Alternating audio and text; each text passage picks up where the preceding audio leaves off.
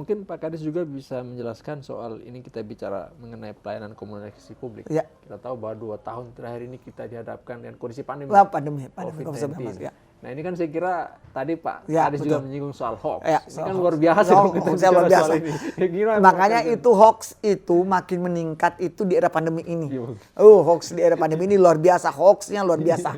Makanya tadi itu salah satunya itu adalah hoax itu kan pertama memutuskan mata rantainya tuh, lihat berita hoax itu pasti judulnya provokatif. Iya. Pasti provokatif. Lihat situsnya dari mana. Itu yang kita harus, kemudian lihat foto yang ditampilkan. Benar enggak? Benar enggak anunya ini foto yang ditampilkan ini, jangan sampai tidak. Kemudian tidak benar fotonya, kemudian cuma digandeng-gandeng. Kemudian sekarang ini sudah ada grup-grup anti hoax. Bagaimana kemudian para pengguna media itu tadi bergabung di grup-grup anti hoax untuk menangkal hoax. Kemudian ternyata menurut penelitian dari salah satu dosen komunikasi di UI itu namanya juga sama, Prof Irwan. Mengatakan bahwa ternyata untuk menangkal hoax itu adalah kemampuan membaca dari anak-anak kita. Kemampuan membaca. Jadi membaca segala sesuatunya, jadi jangan cepat membaca itu langsung percaya begitu, harus diteliti dulu. Tapi ini kan anak-anak muda milenial sekarang ini kan apa yang ditampilkan itu Pak Irwan bukan lagi langsung dia secara begitu.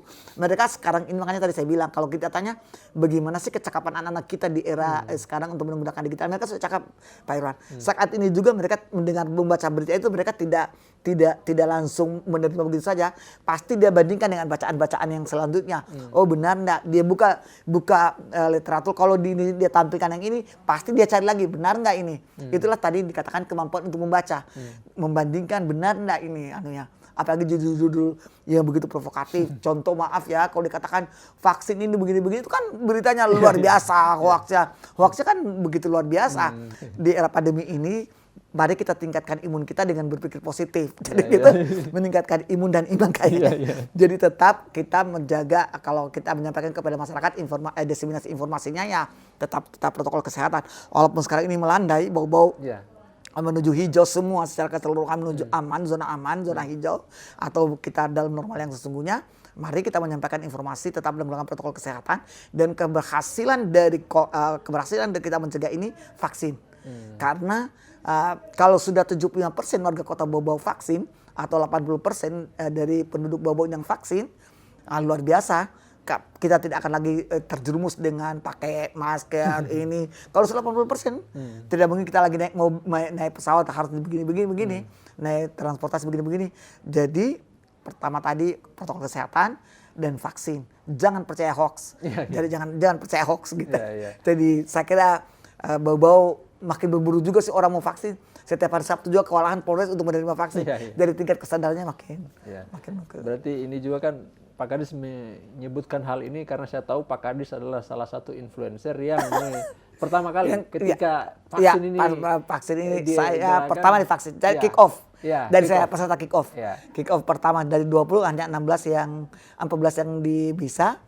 Termasuk saya bisa di kick off yang vaksin pertamanya. Jadi memang tidak salah kalau Pak Kadis menyatakan hal itu. Karena beliau ini adalah orang pertama yang menggunakan vaksin di Kota kita Bogor. ini yang pertama menggunakan vaksin. Saya kan dipanggil ke-8, jadi orang ke-8 yang vaksin. Di antara seluruh penduduk Kota Bogor ini saya orang ke-8. Sesudah ketua DPR waktu itu, sesudah ini jadi saya orang ke-8 untuk divaksin. Dan alhamdulillah sampai sekarang beliau masih sehat-sehat Masya Allah, saja. tabarakallah. Jangan khawatir dengan vaksin. Jangan pernah khawatir dengan vaksin. Itu hoax saja. Nah, kemudian ini Pak Kadis kan kita bicara soal COVID. Dan tadi bahwa pada era digital ini justru hoax itu tinggi. Dan kita juga tidak bisa memungkiri bahwa Bau-Bau ini adalah epicentrum di daerah Kepulauan Buton. Nah, gimana Pak Kadis melihat posisi strategis itu kaitannya dengan beberapa hal-hal tadi ini? Sesungguhnya Bau-Bau ini kan minta maaf ya akan menjadi calon ibu kota Cape Town. Tentu Bau-Bau akan dalam wilayah Cape Town saja Bau-Bau ini menjadi epicentrum tadi atau sentral di mana Buton Selatan, Wakatobi, Buton Tengah ke Bau-Bau ke sini untuk mau kemanapun pasti ke Bau-Bau begitu. Orang Buton Selatan pasti ke sini, Buton Tengah pasti ke sini, Wakatobi pasti ke sini.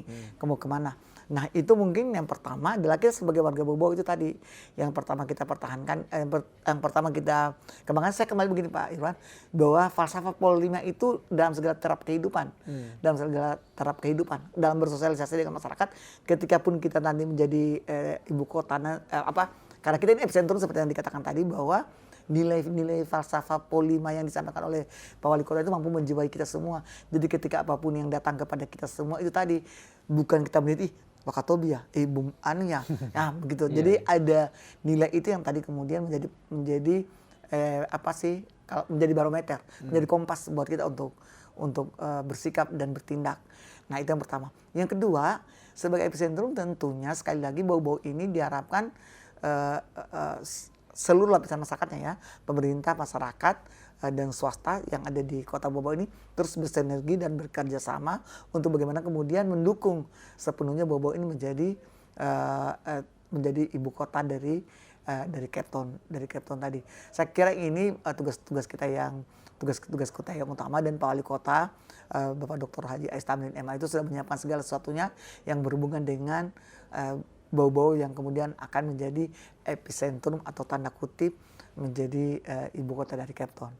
Ya, saya kira. Nah, ini kan luar biasa ya bahwa kita bicara soal Bau-Bau ini kan dengan posisinya yang luar biasa seperti itu sangat strategis perannya. Nah, kita bicara soal peran yang strategis ini mungkin Pak Kadis juga bisa memberikan gambaran soal jembatan Tona yang akan dibangun di Cape Town tadi ini. Ini saya betul. Jadi ini merupakan program nasional dari gubernur yang kemudian disahuti oleh wali kota Bau Bau dengan menyiapkan lahannya yang disiapkan lahannya untuk ini. Saya pikir ini untuk menyambungkan Sulawesi Tenggara tidak lagi terputus. Yang pertama itu jadi aksesnya kita untuk menghubungkan dengan daerah Sulawesi Tenggara daratan dan kepulauan akan terhubung, dan kan ini juga salah satu dari misi dari Pak Gubernur Gerbarata itu ya, wilayah pembangunan daratan dan kepulauan ini salah satunya. Dan itu juga multi efeknya luar biasa Pak Irwan dengan jembatan Tona yang kemudian dibangun ini, dan di mana Pak Wali Kota sudah menyiapkan piranti-pirantinya segala sesuatunya yang berhubungan dengan itu. Jadi terima kasih tentunya masyarakat Kota Bau Bau ataupun Cape Town, kita harus mendukung sepenuhnya ini, dan Pak Wali Kota Bau Bau untuk jembatan Tona ini all out untuk menyiapkan segala sesuatunya, all out. Kemudian bagaimana nanti dengan provinsi, beliau akan membangun kerjasama dengan gubernur, dengan kementerian, karena juga setelah itu kan kemarin setelah penetapan itu kan Pak Wali roadshow di Jakarta itu kemarin, sampai di Kementerian Perhubungan, Kementerian Investasi, kemudian mempromosikan Kementerian Perhubungan bagaimana mempromosikan jembatan Tona ini. Jadi memang ekspektasi kita luar biasa kepada Bapak Wali Kota Bau Bau yang memberikan dukungan dan berupa materi maupun moral kepada jembatan Tona ini. Saya kira. Nah, tadi Pak Kadis juga menyinggung soal literasi digital. Literasi digital. Nah, literasi digital ini kan kita tahu bahwa di Bau Bau ini juga ada e-commerce.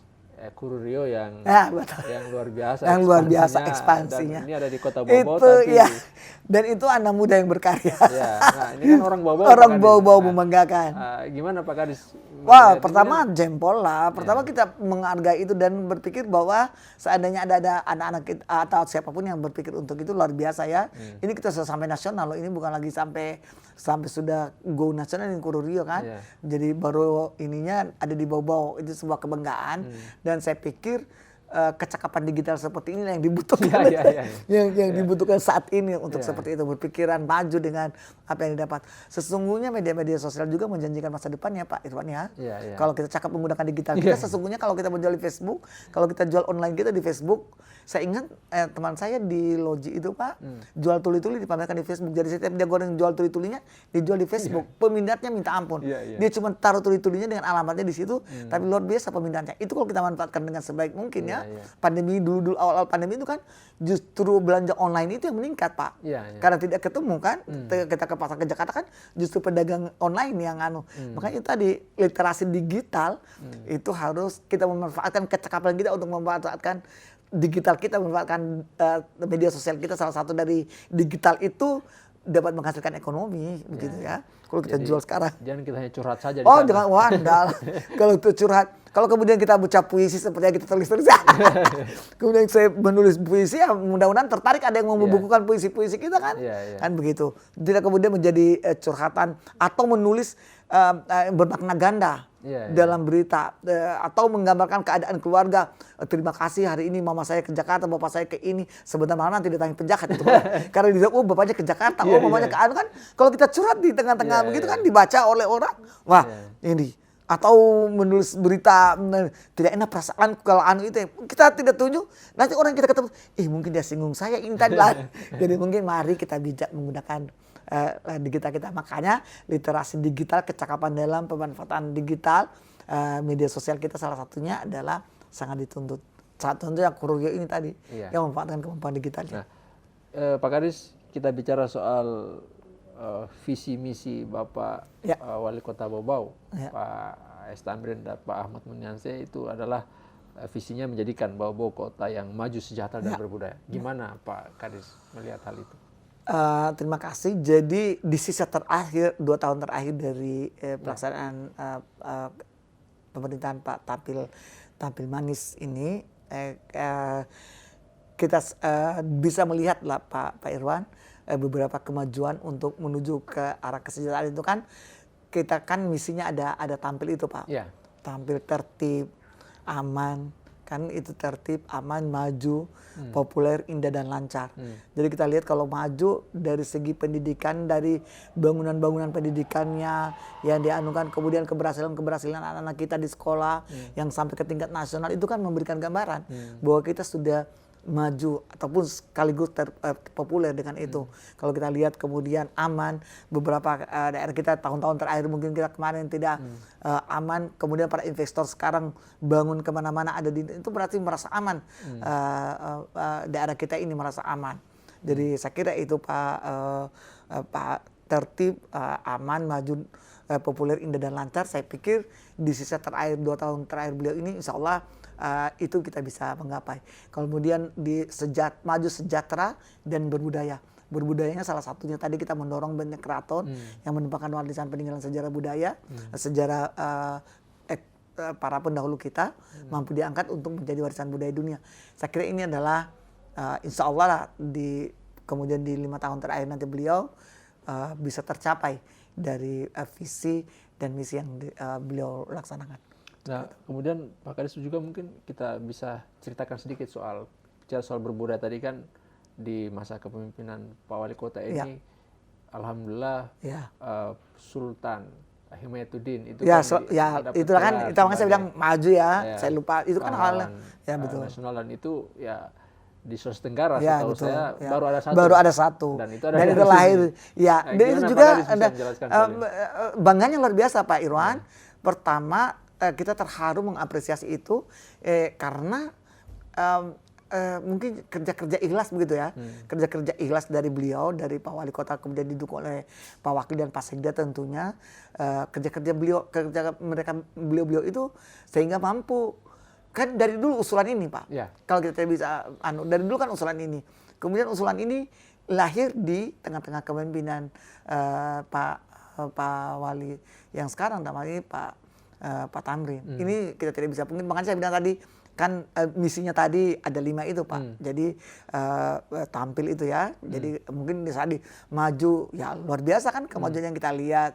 Kemudian sektor banyak sektor lah yang mengalami kemajuan itu indikatornya kita bisa lihat. Yang kemarin di Expo yang ditampilkan oleh Pak Wali Kota Bau-Bau di 3 tahun Expo 3 tahun kemarin.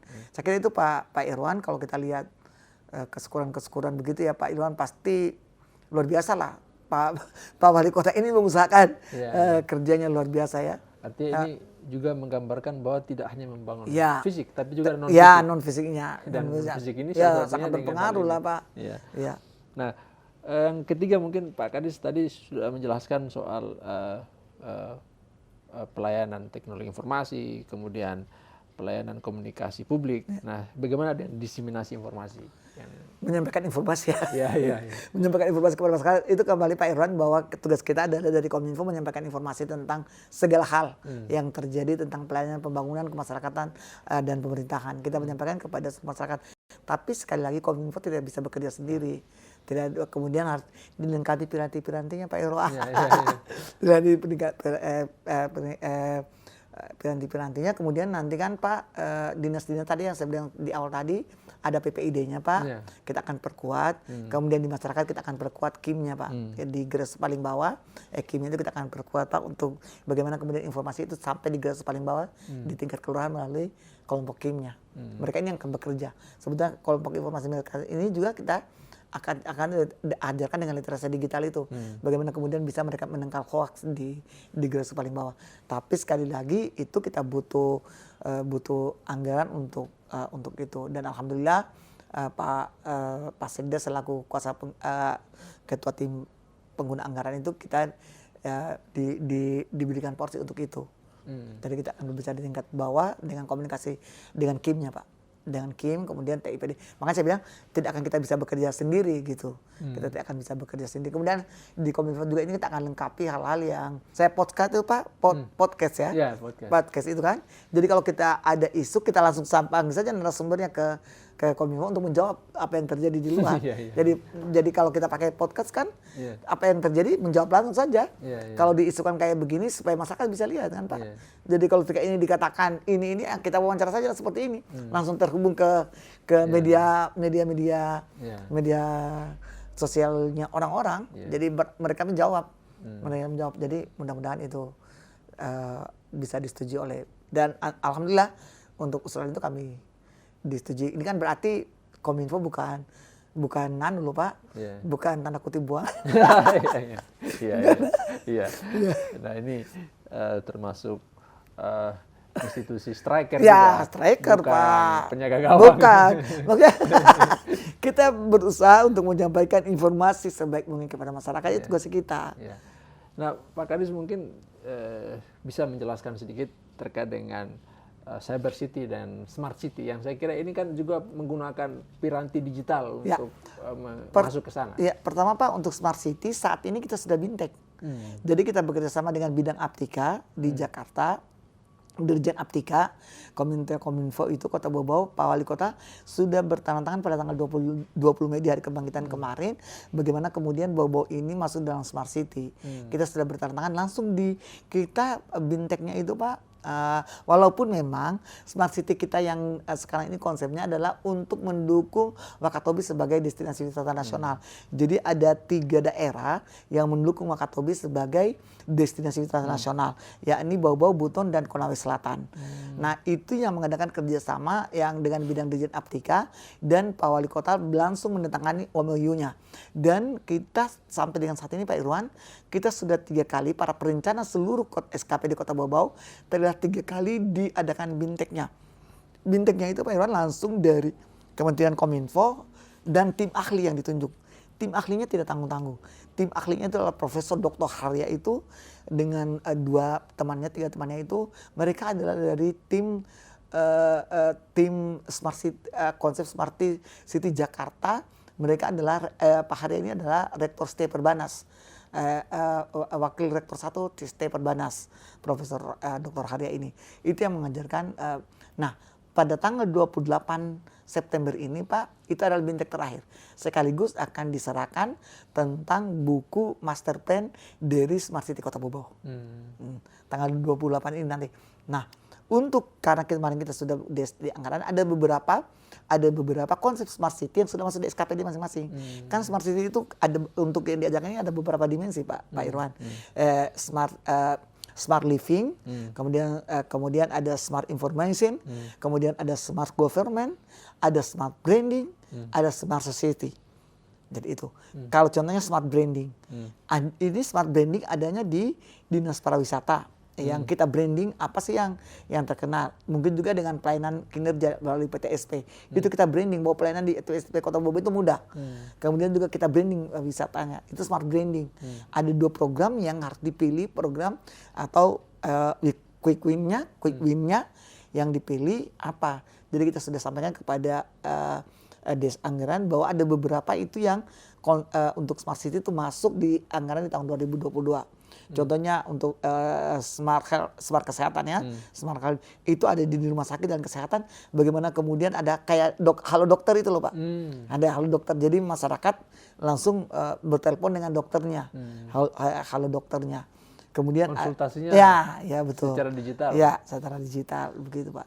Jadi ada dimensi-dimensi itu dalam konsep. Tapi nanti untuk secara lengkapnya nanti tanggal 28 di bintek terakhirnya itu nanti mungkin Pak Irwan juga saya akan undang media untuk bagaimana menyaksikan penyerahan master plan dari Smart City. Ya. Jadi ini dalam hal ini berarti kita bicara soal Smart City kemudian Cyber City ini bukan lagi sesuatu hal yang secara teoritis tapi sudah aplikatif. Ya, ini ada master plan, tentu ada grand design, ada grand design dan juga ada roadmap. Sehingga ini include semuanya. Akan ada 4 buku yang diberikan pada tanggal 28 nanti yang berhubungan dengan Smart City.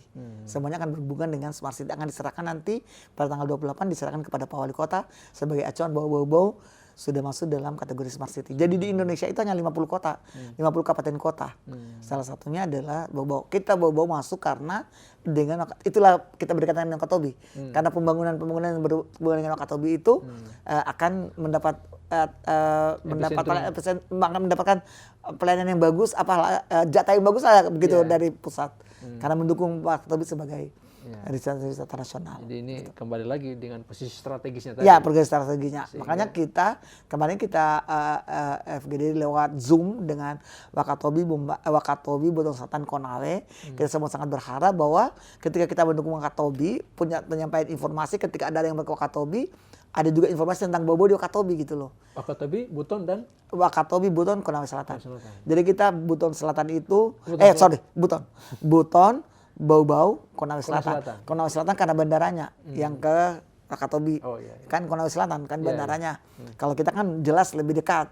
Nah, kemudian kan dengan harapan kalau kita mendukung itu ada nanti program yang sama, umpama kayak branding wisata tadi. Ada kalender yang ada di Wakatobi itu bulan berapa sih kalendernya? Supaya nanti dari Wakatobi orang langsung ke Bau-Bau, ada ke Buton, atau kemudian ke Konawe Selatan. Jadi saling mendukung, bukan kemudian kita hanya mendukung Wakatobi. Data ketika orang mau ke Wakatobi, datanya tentang Wakatobi itu sudah dapatkan di Bau-Bau. Begitu juga kalau ada kolaborasi dan konektivitas. Ya, betul. Itu salah satunya upaya mendukung Wakatobi. Jadi dengan kata lain bahwa Bau-Bau siap untuk masuk ke dalam Smart City. Ya, betul. Pertanyaannya bagaimana masyarakat, Pak? Itulah kita akan membiasakan Pak, kan ada dimensi tadi itu termasuk dimensi society, bagaimana juga ada smart government, smart governance ya, kemudian ada smart information, informasi kita itu bagaimana bisa kemudian ada smart branding seperti yang saya bilang tadi. Saya pikir Pak, masyarakat kita harus mau siap atau tidak siap, harus kita memberitahukan kepada, itu lagi tugas kita semua Pak, bukan cuma tugas Kominfo, tapi tugas kita semua bagaimana masyarakat bisa memahami ini. Gitu. Nah, saya kira ini menarik sekali nih. Kita cerita di Pak Kris ini kita tidak tahu waktu ini sudah hampir 1 jam ini. Nah, mungkin di ujung diskusi kita ini Pak Kadis, saya minta untuk memberikan closing statement apa yang mau disampaikan dari festival 480 tahun Kota Bau-Bau dan sekalian dia tupoksi dan apa yang akan dilakukan ke depan. Baik. Terima kasih Pak Irwan, saya merasa bangga berada di channel ini atau merasa bangga di festival 480.20 ya. Jadi 480.20 ini karena pada saat ini usia Bau-Bau 480 dan 20 sebagai daerah otonom. Tentu banyak harapan yang bertumpuk kepada usia yang semakin menua untuk sebuah daerah kota, dan 20 juga merupakan usia remaja bagi kalau diumpamakan orang dia adalah usia remaja. Nah, kalau semakin usia yang semakin tua, tentunya kita semakin matang. Masyarakat Kota Bau-Bau harus semakin terbuka, semakin matang dalam menerima semua perubahan yang terjadi. Kita tidak boleh gaptek, kita tidak mau harus menerima semua kemajuan informasi yang saat ini terjadi yang begitu datang luar biasa menyerbu kita, dan kita harus pintar-pintar untuk menggunakan digital atau menggunakan apa yang ada yang berhubungan digital dengan kita. Penggunaan internetnya kita harus bijak. Jangan internet itu habis dengan cuma-cuma hanya karena hal-hal yang tidak penting itu. Kemudian yang selanjutnya adalah bagi kita semua masyarakat Kota Bau-Bau tidak terbatas kepada masyarakat, tapi kolaborasi dari pemerintah, masyarakat, dan swasta. Mari kita bersama-sama untuk menjadikan Bau-Bau ini maju, sejahtera, dan berbudaya sesuai dengan tupoksi kita masing-masing. Kalau saya di Kominfo adalah bagaimana di usia 480 dan usia-usia selanjutnya Kominfo bisa semakin meningkatkan pemanfaatan teknologi informasinya, bisa menyampaikan komunikasi pelayanan publiknya kepada masyarakat dengan baik, dan bagaimana menyampaikan diseminasi informasi pembangunan kepada masyarakat itu dengan baik dan benar, tanpa hoaks dan anti fitnah. Saya kira itu dari saya, dan sekali lagi kita semua sangat berharap bahwa dengan tekad kita bersama, insya Allah kita akan bisa bersama-sama membantu wali kota mencapai misinya ini, Bau-Bau yang maju, sejahtera, dan berbudaya. Ya. Makasih banyak Pak Kadis atas waktunya, dan ini luar biasa, banyak insight yang kita dapatkan dari apa yang beliau sampaikan, dan banyak hal-hal baru tadi yang kita peroleh dari apa yang beliau sampaikan, dan saya kira ini akan semakin menggelorakan dinamika pembangunan Kota Bau-Bau, dan ini akan semakin membuat wajah Kota Bau-Bau semakin smart dan semakin menarik dengan keberadaan Infocom yang menjadi institusi di teras depan Kota Bau-Bau. Terima kasih Pak Kadis atas waktunya. Makasih saya juga, makasih banyak. Sehat dan sukses selalu. Amin ya rabbal alamin. Tabarakallah. Assalamualaikum warahmatullahi wabarakatuh.